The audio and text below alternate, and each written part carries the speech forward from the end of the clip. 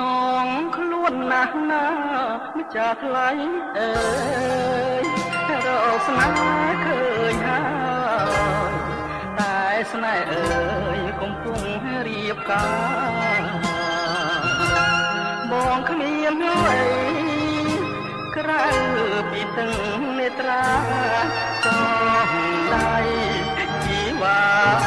បញ្ចាំងប្រាប់ថានៅតែអាឡ័យយើងស្រឡាញ់គ្នាមិនបានជួបគ្នា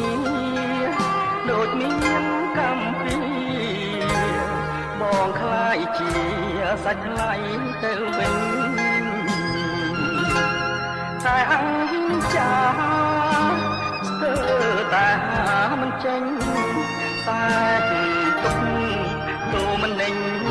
តែរយាសម្លាញ់លាលោកទៅហើយ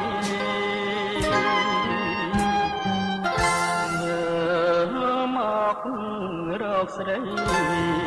ស្រាប់តែភ្លេងលេងចងដៃបងសោយជីវិតរស់នៅ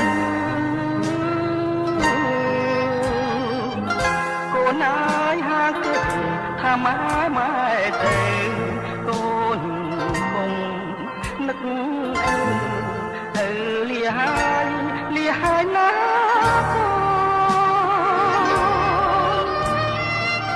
បងផ្ញើកូនផងណា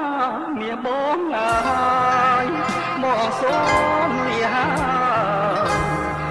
ឆ្ងាយហើយលាមួយជីវិតសាប់បាំងស្លាប់លាក់ពេលមេឃងឹតអោព្រំលិខិតនឹកគ្មានអាណិតឲ្យខ្មុំប្រត់ផ្កា